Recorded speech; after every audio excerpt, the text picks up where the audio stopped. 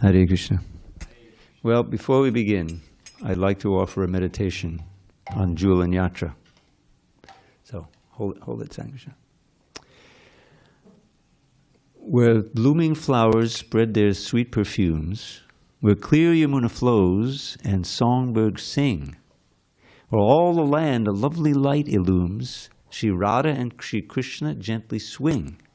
This pastime of their love in Braja's bowers forever charms their dearest devotees, whose hearts Shri Kṛṣṇa's sweetness overpowers, obscuring his prodigious potencies. Whatever in this world we know as love is just a shadow of the love they feel. The wise aspire to learn the secrets of devotion's path and taste that love ideal. So you can remember that tomorrow, which is the last day of Jewel and Yatra and Balaram's appearance day. I think it was Krishna's arrangement that I got a chance to do that, but I won't mention that.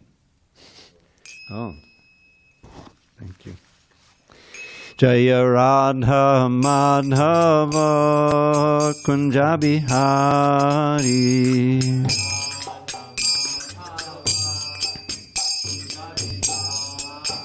Jaya Radha Madhava Kunja Bihari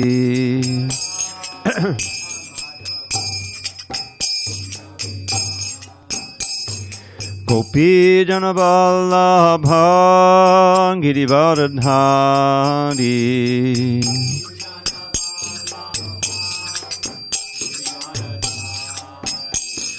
Gopi Jana Vallabha Girivardhari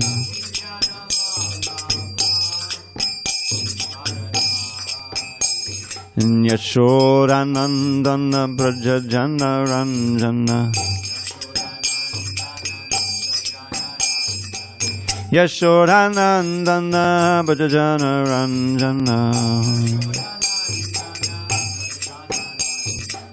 Yamuna Tira Vanachari Yamuna Tira Vanachari Jaya Radha Madhava Kunja Bihari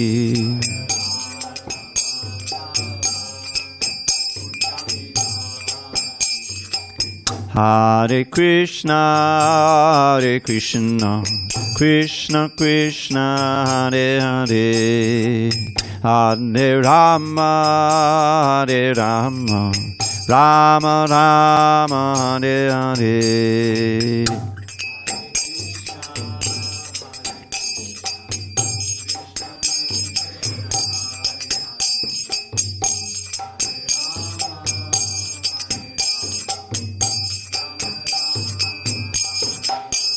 Jaya Radha Madhava Kunja Bihari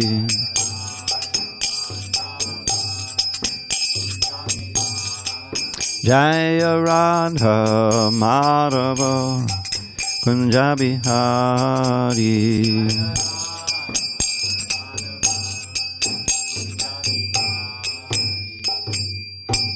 Jaya Śrīmad Paramahamsa Parivajaka Ashtotar to the Śrīmad. His Divine Grace Srila A.C. Bhakti Vedanta Swami Prabhupada ki Jai. ISKCON BBT Founder Acharya Srila Prabhupada ki Jai. Jai Om Vishnupad Paramahamsa Parivajaka Ashtotar to the Śrīmad. His Divine Grace Srila Bhakti Siddhanta Saraswati Thakur ki Jai. Ananda Koti Vaishnavinda ki Jai. Namacharya Srila Haridas Thakur ki Jai. Śrīmad-Bhāgavatam ki Jai. Grantharaj Śrīmad-Bhāgavatam ki Jai. Samaveda Bhaktivinoda ki Jai. All glories to the assembled devotees. All glories to the assembled devotees. All glories to the assembled devotees. All glories to Sri Guru and Gauranga. Okay, give me a second here. Narayanam namaskritya Narang chaiva narottamam Devim saraswatim vyasam Tato Jai Mudirayet. Before reciting the Śrīmad-Bhāgavatam, which is our very means of concourse, we should offer our respectful obeisances unto Lord Narayan, the Supreme Personality of Godhead, unto Narayan Rishi, the supermost human being, unto Mother Saraswati, the goddess of learning, unto Srila Vyāsadeva, the author, and unto Srila Prabhupada, the translator, commentator, and our spiritual master. Nashta Prayesha Bhadreshu Nityam Bhagavata Sevaya Bhagavad-gītā shloke Bhakti Bhavati Naishtiki. By regular attendance in classes on Śrīmad-Bhāgavatam and by rendering devotional service to the pure devotee, all that is inauspicious within the heart is destroyed almost to nil, and loving devotion to the Supreme Lord, who is glorified in transcendental songs, is established as an irrevocable fact. Om Namo Bhagavate Vāsudevaya. Om Namo Bhagavate Vāsudevaya. Om Namo Bhagavate Vāsudevaya.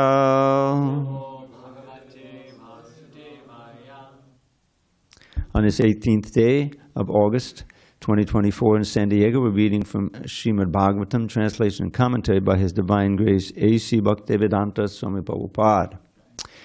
And on this day, we are beginning a new chapter from Canto 7, The Science of God, Chapter 11, The Perfect Society for Social Classes. And I'll read the chapter summary and then proceed. This chapter describes the general principles by following which a human being, and specifically one who is interested in advancing in spiritual life, can become perfect. By hearing about the characteristics of Prahlad Maharaj, Maharaj Yudhisthira became extremely pleased. Now he inquired from Nārada Muni about the actual religion of a human being and about special characteristics of Varnashram Dharma, which marks the highest status of human civilization.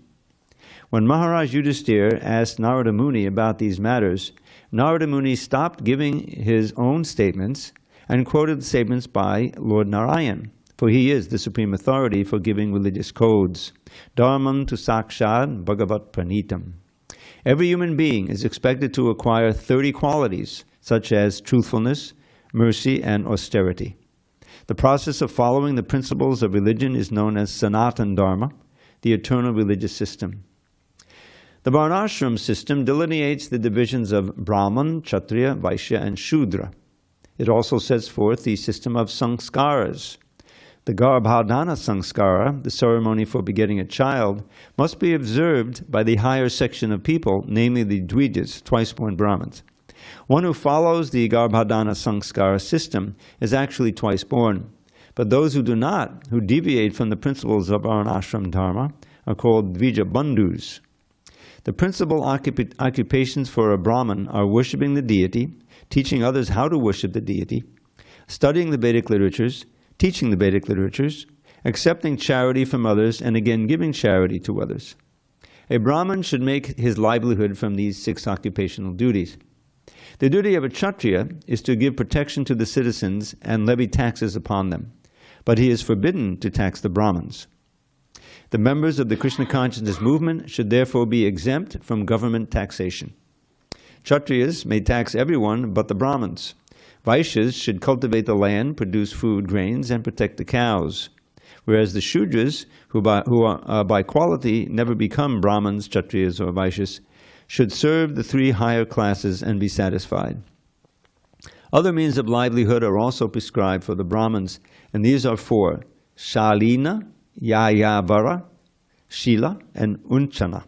Each of these occupational duties is successively better, and we will hear about them in the chapter. One who is in a lower grade of social life cannot accept the profession of a higher class unless necessary. In times of emergency, all the classes but the Kshatriyas may accept professional duties of others. The means of livelihood known as Rita, Shilochana, Amrita, Ayachita, Mrita, Yajna, Pramrita, Kṛṣṇa, and Satyanrita, Vanija, may be accepted by everyone but the Kshatriyas, and I assume we'll learn what those mean later on. For a Brahmin or a Kshatriya, engaging in the service of the Vaishyas or Shudras is considered the profession of dogs. Nārada Muni also described that the symptom of a Brahman is controlled senses. The symptoms of a Kshatriya are power and fame. The symptom of a Vaishya is service to the Brahmins and Kshatriyas. And the symptom of a Sudra is service to the three higher classes. The qualification for a woman is to be a very faithful and chaste wife. In this way, Nārada Muni described the characteristics of higher and lower grades of people and recommended that one follow the principles of his caste or his hereditary occupation. One cannot suddenly give up a profession to which he is accustomed, and therefore it is recommended that one gradually be awakened. The symptoms of Brahmins, Kshatriyas, Vaishyas, and Shudras are very important, and therefore one should be designated only by these symptoms and not by birth. Designation by birth is strictly forbidden by Nārada Muni and all great personalities. Okay. Text 1.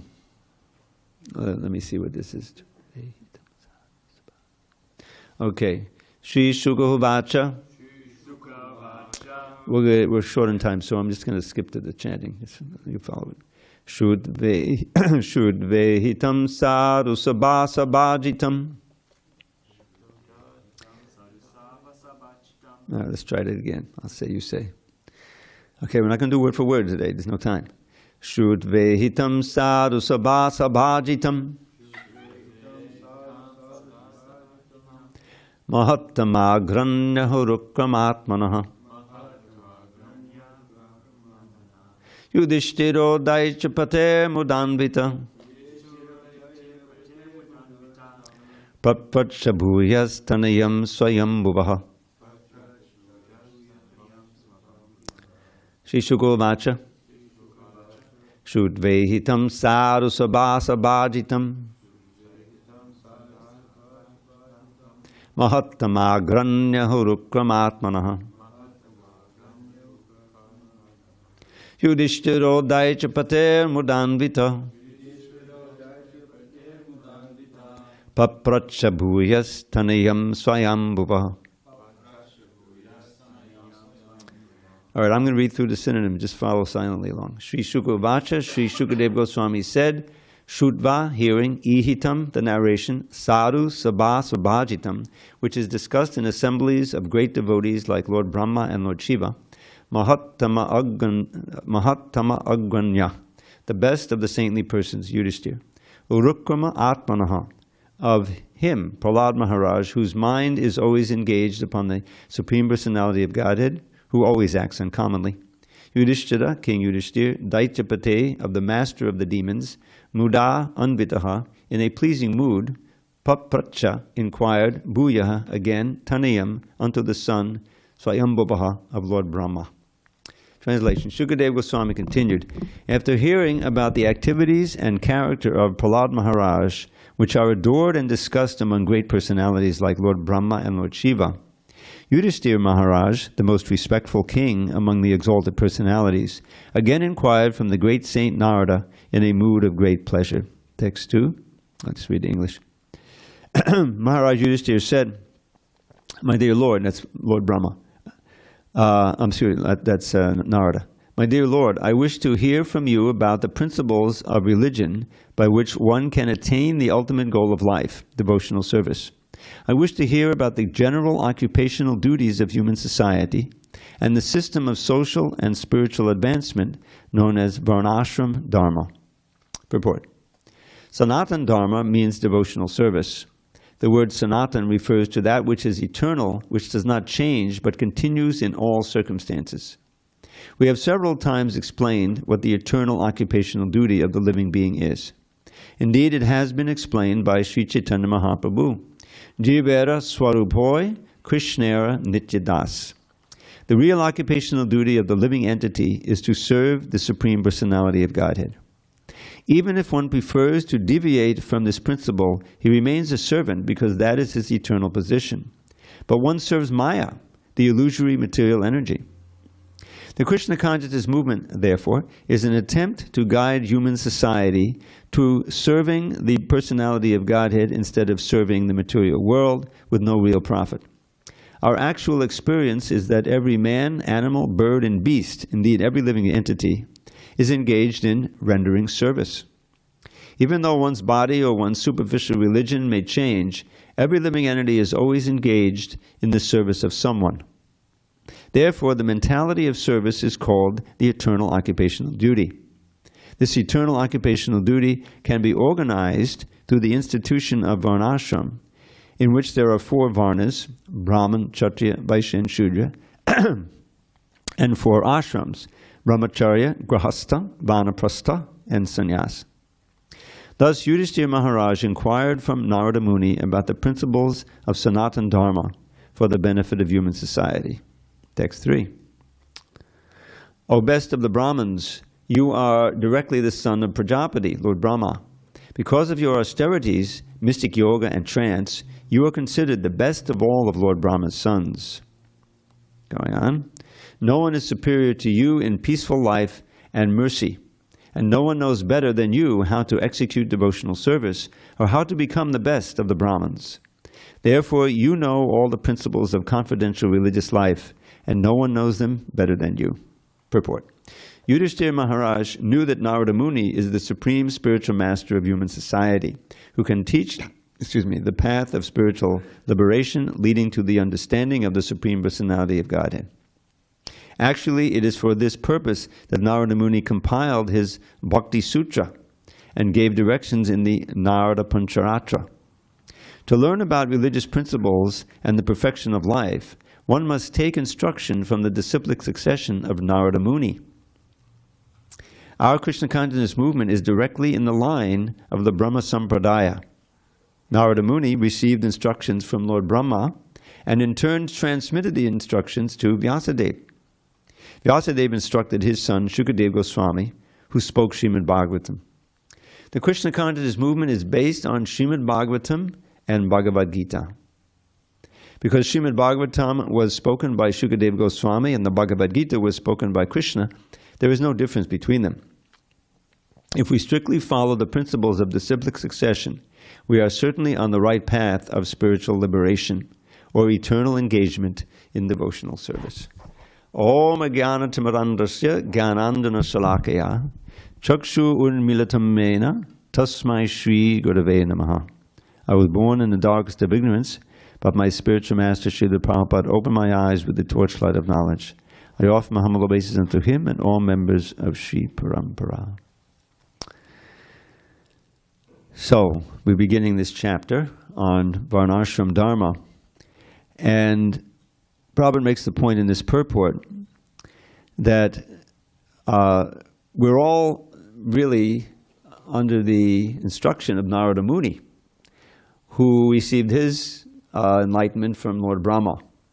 Nārada Muni in turn instructed Vyāsadeva, who then wrote Śrīmad-Bhāgavatam and spoke it to Śukadeva Gosvāmī, Śukadeva Gosvāmī then spoke it to Parīkṣit and all the assembled sages. And that Śrīmad-Bhāgavatam is the crown jewel, or the ripened fruit, of all the Vedic writings. And that is the real basis of this movement, and basis of the Gaudiya Sampradaya.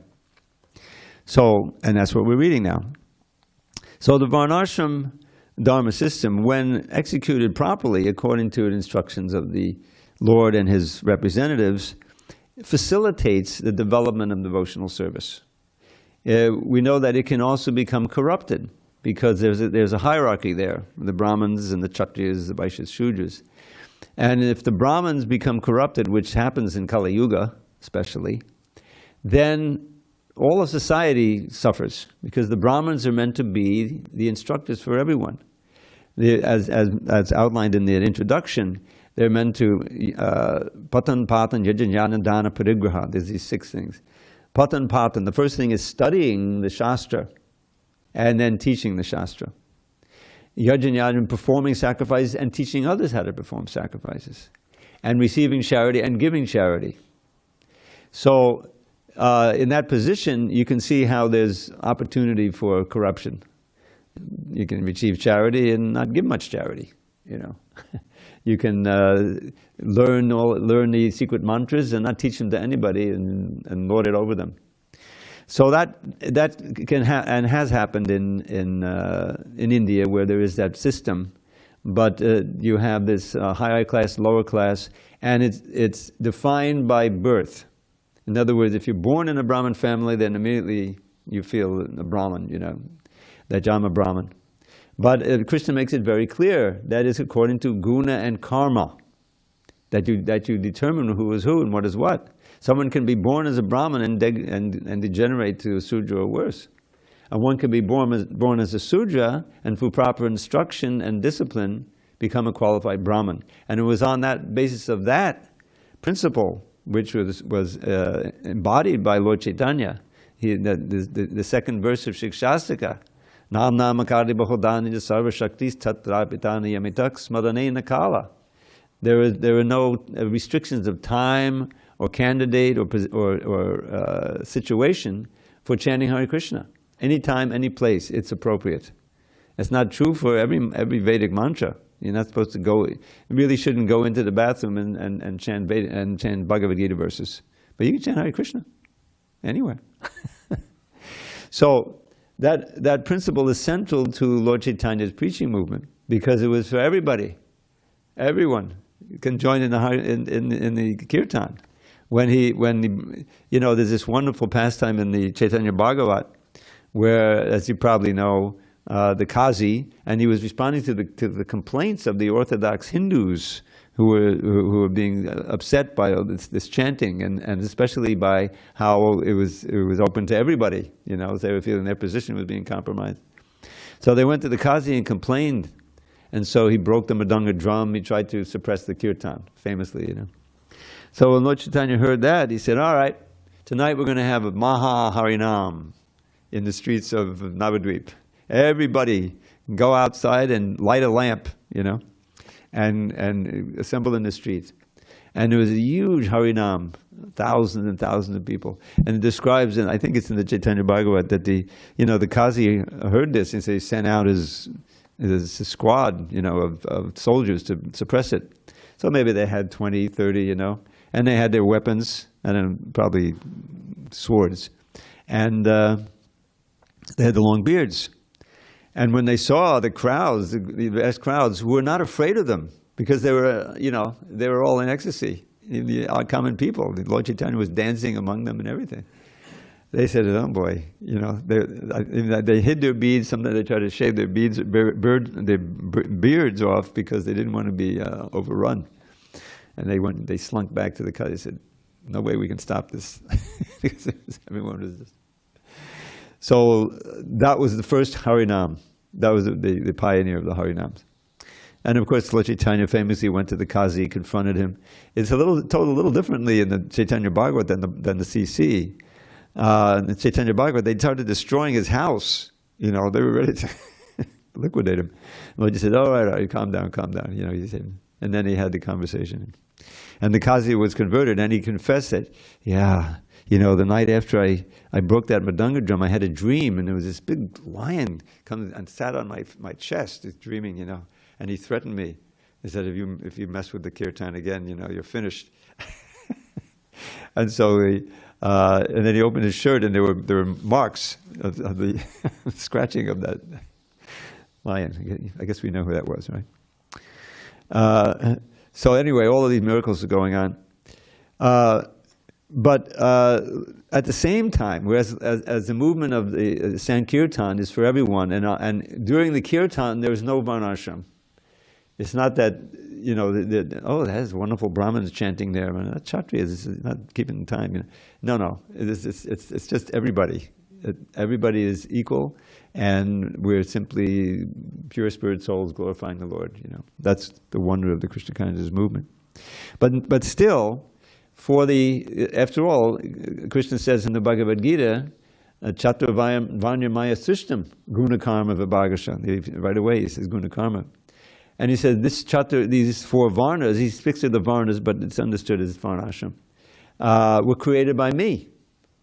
Well, if they're created by Krishna, it's for the smooth running of the society. That people should be engaged famously according to their psychophysical nature. That means if you're a Brahmin, you act as a Brahmin.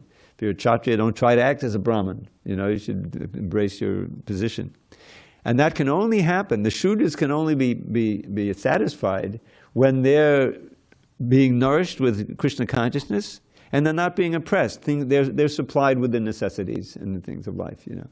And they're also getting their real juice in life from Krishna consciousness. This was Prabhupada's vision for his own society.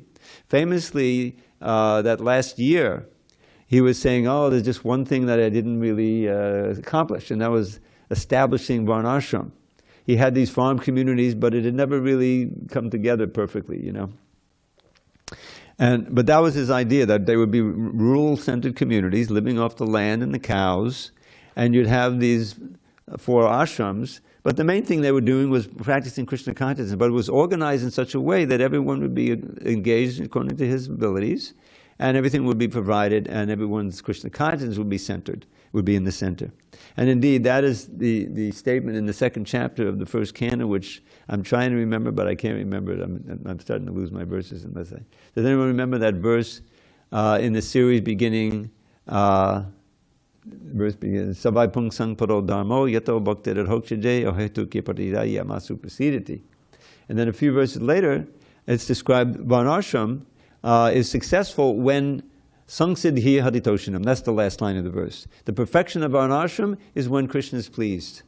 In other words, it's in the service, always in the service of facilitating everyone's Krishna consciousness.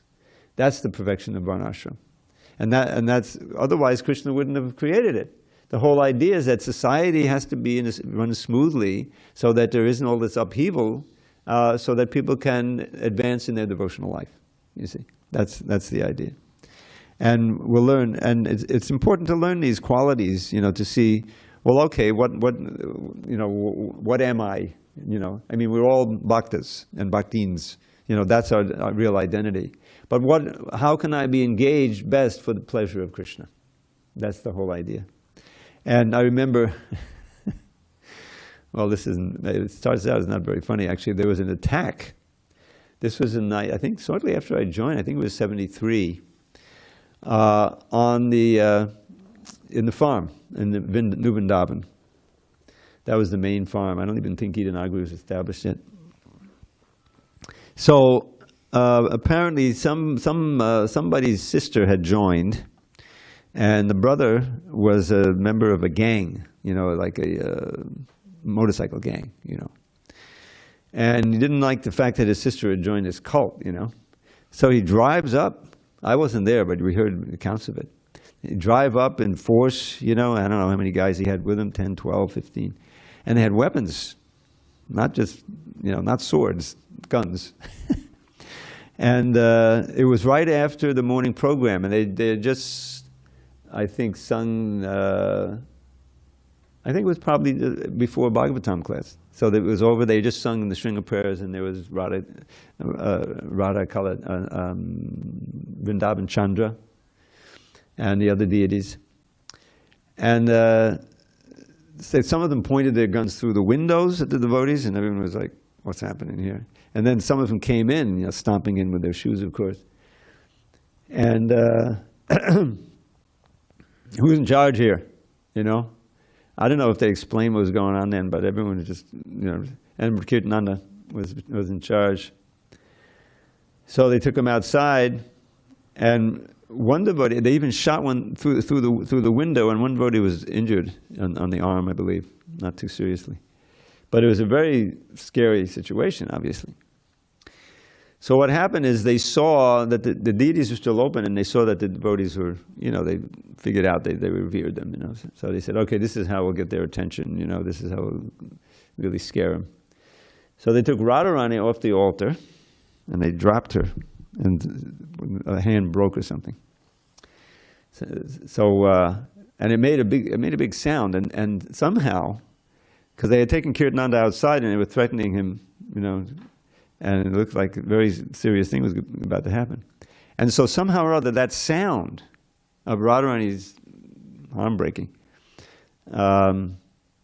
freaked out the leader. He was out there, and he thought, oh God, there's some counterattack or something, you know, let's get out of here. And so they left. You know, Radharani saved the day. It's a miracle. So when that happened, I think that's when Prabhupada instituted the singing of the Singha prayers after every kirtan as a strict principle, for the safety of the spiritual master and the devotees and the movement and everything, and deities. But then there was also this move to have a little Kshatriya team in every temple, especially a temple like New York, which had a lot of devotees, and you had some guys who were into that, Okay. So we had a thing called a gallery upstairs, which was a place where there were some paintings hung, because we had all the artists there, and this little stage for plays. Prabhupada saw the very famous picture of Prabhupada sitting in that gallery and enjoying a play of the kidnapping of Rukmini, which I used to be part of the Vaikuntha players, but only as a musician. I would play, I had the flute, and I would sit unnoticed on the side, and I would play music that's appropriate to the mood of the play. It's a lot of fun. Anyway, so here's these Kshatriyas, and they would train up there, and you'd hear them, they were learning karate and this and that, and we'd be down just coming out of prasadam, and there were those guys yelling up there. There was a little problem, though, because, there's never really much of an attack, and no need, and it was like Banasa with all those arms, who are we going to fight, Anyway, but that happened.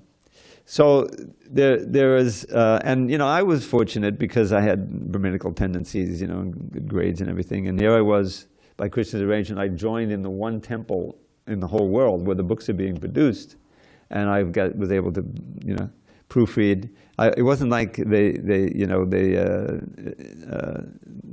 gave a test to all the devotees, and the one that scored high got the no. I came forward. Was reading the Kṛṣṇa book. And I was saying, well, this isn't right. That's not spelled exactly right. There's a comma missing here. And so I showed that to the manager of the press. He said, oh, that's very interesting, because we're going to reprint that book soon. So here, take this red pen, and in your spare time, they didn't give me a desk or time or anything, you read it to them. So after a couple of months I had read through, I made a whole bunch of marks, said, oh, you should work in the press. And so there was a tug of war, because I was I was working for the incense company. We had a little incense business there in the temple, helping to support it. And I was the guy who poured in these little vials of fragrant oil that they would also sell. That was my engagement, a few hours a day. Then I go out on Harinam. So there was a tug of war between the fellows doing the business and the press. Luckily, the president was also the BBT trustee, so he decided, yeah, you should work in the press. So that was in 73, and I've been doing that ever since. But so I feel very fortunate to have been able to participate in production of the books and the magazine, needless to say. But the main point here is that it's not very evident in each temple, because there's so much things to do, and people have to do different kinds of work. You'll have people who are taking out the trash, and then they take a bath and they get on the altar, because it's just not that many devotees. But the idea in the Varnashram, as I mentioned, is Krishna's organization of society, and there's a spiritual dimension with those ashrams also. That's the whole idea. That gradually you become advanced. And since it's divinely ordained, it's something that we can strive for. I don't remember seeing an announcement where there are some. There's a lot of farms in ISKCON now, and some of them are more or less trying to organize according to this principle, and they're having some success. So we'll read about that, and how, the main thing is about it, Krishna thinks of everything. How can society be nicely organized so people can progress in Krishna consciousness? If you're not in your proper slot, you won't be comfortable in your activity. If you have Brahminical tendencies and you're smart, but you're stuck in some, job, which is one of 3 jobs that you need to have in order to just pay the rent, and you're not being engaged. Like I knew there's a friend who married, and they have a son who got incredible grades in college, summa cum laude, and studied anthropology and became very expert, But then where's the job with all that, for that kind of thing? Stuck in some Sudra job, So that's obviously, we don't have that here.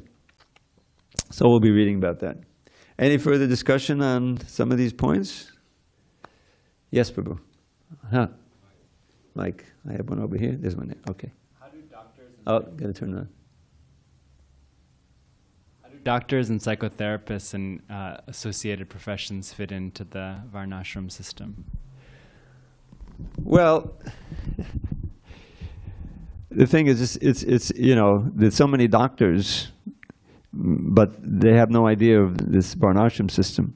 So, but in ISKCON society, there are people who are doctors, and they practice their profession, you know, after the morning program. In other words, they have sadhana, and they're, you know, they feel very fortunate to be able to help devotees maintain their health. And you know, when you have, I think in New Vrindavan and these, you know, these big temples and farm communities, people like had that, you know, that there were some doctors there who joined.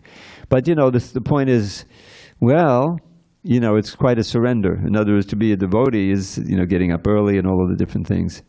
So it's not that, you know, you can just try to recruit a doctor, give him a book and say, well, why don't you join the temple, you know, because it's a whole process.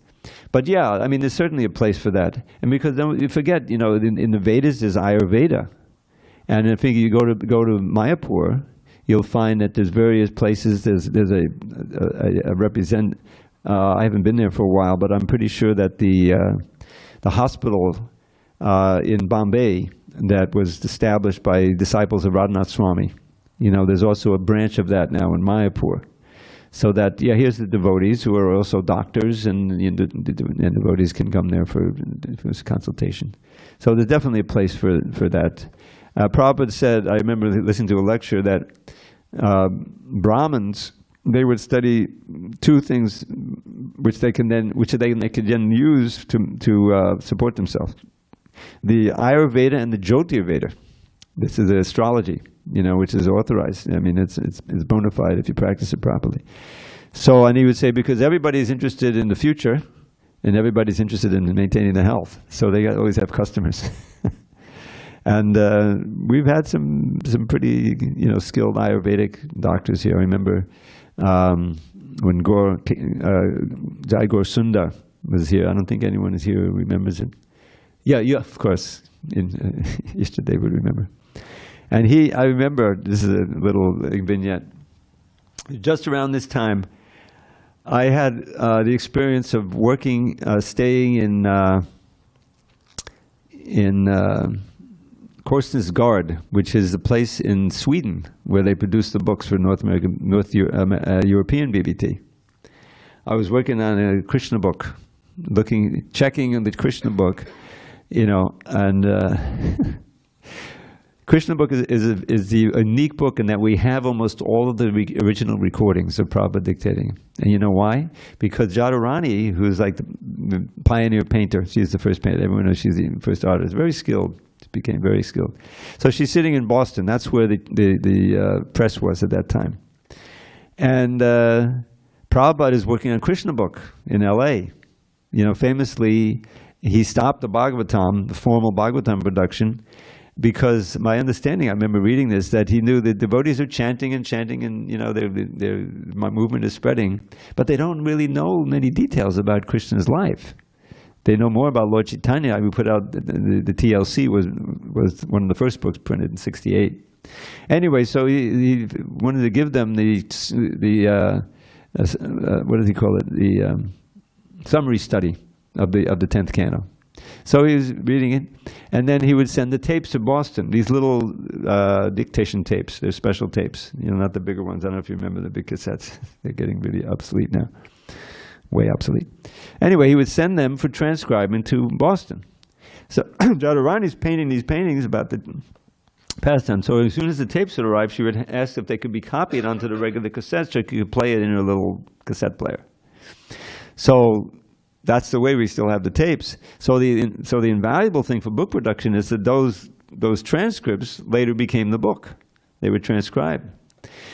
So now the duty of this lady who was in Korsnäsgård, who started this before I got there, was to listen to those tapes and read the book.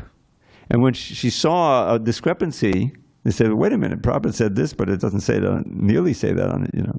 So she would make a note of that, and she had a whole notebook full of notes. Here's, you know. So when I got there, I was listening to that, and I was working with that, and saying, yeah, you wouldn't believe the omissions. I don't know exactly why, but my favorite chapter has for a long time been chapter 21, which is the Venu-Gītā chapter. And it begins in the old Krishna book with I memorized part of it. Krishna was very pleased with the atmosphere of the forest where flowers bloomed and birds were chirping and like that. And thus he and Balaram entered into the forest, he was playing his flute and so forth. But that's not the beginning of the chapter. In Sanskrit, there's this whole verse, I later learned when I worked on the 10th canto. Vrindavan's rivers, lakes and hills rang out with charming hums and trills as flocks of birds and maddened bees rejoiced among the flowering trees. To those idyllic woods and glens repaired Govinda with his friends, Sri Rama and the cowherd boys, who to taste the most exquisite joys, or something like that. So that whole first part, that first verse, when Prabhupada had translated it, it wasn't there in the Krishna book. So I said, oh, well, and this has to be put in there. You read the Krishna book now and you see it very much introduces, because the whole idea is there's the rainy season, then there's autumn.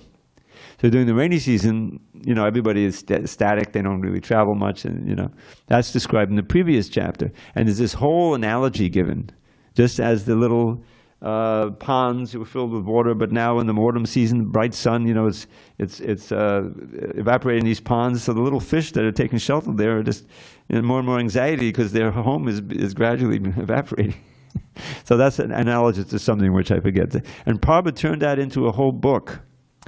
Light of the Bhagavad, thank you. And Tamal Krishna Maharaj went to China. He pioneered preaching in China. It was amazing how he got there. That's another story. But it's getting late. So he went there and he searched out this famous artist. And I don't think she was a devotee, but I think she became devotional, and she illustrated this book, The Light of the Bhagavad. It's an extraordinary book. The light, Prabhupada's, preaching there, and then there's this wonderful illustration. So that's available. So anyway,